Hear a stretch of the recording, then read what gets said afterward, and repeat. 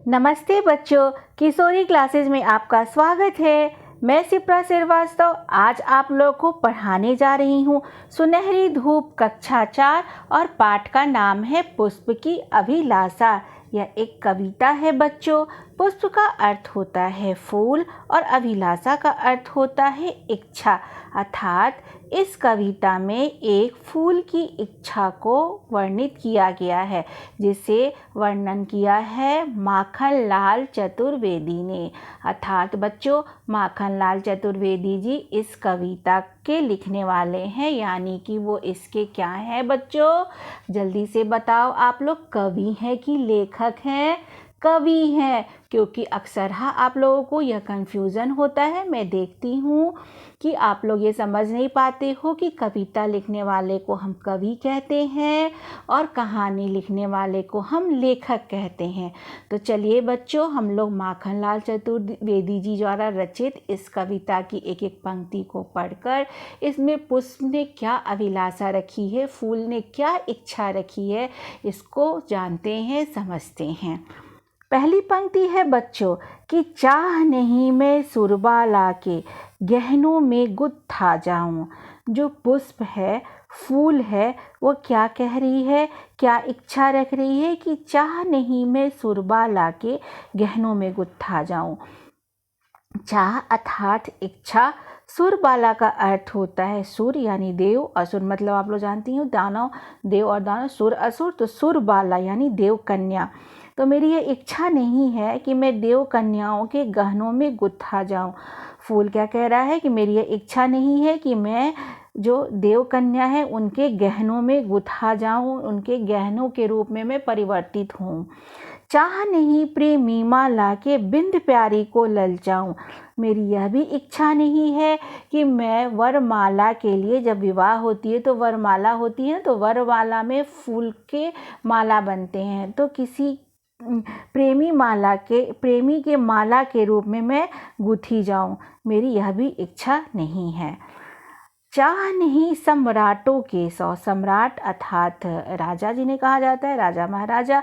तो फूल की यह भी इच्छा है कि चाह नहीं मैं सम्राटों के 100 पर हे हरि डाला जाऊं, कि मैं सम्राटों के 100 अर्थात मृत शरीर यानी राजाओं के मृत शरीर पर मैं डाला जाऊं। चाह नहीं मैं देवों के सिर पर चढ़ूं और भाग्य पर इठलाऊं। फूल की इच्छा यह भी नहीं है कि वह मंदिर में इस देव अर्थात भगवान के सिर पर यानी उनके मस्तक पर चढ़े, उनके पैरों पर चढ़े और अपने भाग्य पर इठलाए कि मैं कितना भाग्यवान हूँ कि मुझे तोड़कर लोग कहाँ चढ़ाते हैं, भगवान के ऊपर, और सीधे भगवान से हमारी क्या होती है, भगवान के शरण में मैं चली जाती हूँ। तो मेरी इच्छा यह भी नहीं है कि मैं देवों के सिर पर चढ़कर अपने भाग्य पर इठलाऊं, अपने भाग्य पर मैं घमंड करूं। अगली पंक्ति है बच्चों कि मुझे तोड़ ले ना वनमाली। वनमाली का अर्थ होता है बच्चों कि जो माली होता है, गार्डनर, उसको हम वनमाली बोलते हैं, जो फूलों को तोड़ता है। तो वो कहता है, फूल क्या अपनी अभिलाषा क्या बताता है वनमाली से कि मुझे तोड़ लेना वनमाली, मतलब मुझे तोड़ लेना और उस पथ पर, उस रास्ते पर मुझे तुम देना फेंक, मातृभूमि पर शीश चढ़ाने। मुझे ऐसे रास्ते पर डालना जहां हमारी देश की रक्षा के लिए शीश चढ़ाने, अपने यानी अपनी जान को कुर्बान करने के लिए, अपने देश की रक्षा के लिए अपने प्राणों को देने वाले वीर जिस रास्ते से जाएं, उस रास्ते पर तुम मुझे तोड़कर फेंक देना। मैं उनके पैर से कुचला जाऊंगा। यह मेरी बहुत ही बड़ी कृपा होगी, मेरी बहुत ही बड़ी इच्छा पूरी होगी। तो मुझे तोड़ लेना वनमाली, उस पथ पर तुम देना फेंक, मातृभूमि पर शीश चढ़ाने, जिस पथ पर जाएं वीर अनेक। इसे माखनलाल चतुर्वेदी जी ने लिखा है, मैंने आप लोगों को पहले ही बताया था बच्चों। और यहाँ पर नीचे कुछ शब्दार्थ हैं। चाह, चाह का अर्थ होता है इच्छा, सम्राट राजा, भाग्य किस्मत, पथ रास्ता, गूथा पिरोया हुआ मतलब एक के बाद एक माला में देखते हो ना आप लोग, मोती लगी होती है, फूलों के माला होते हैं, तो एक के बाद एक जो, तो उसको पिरोना कहते हैं।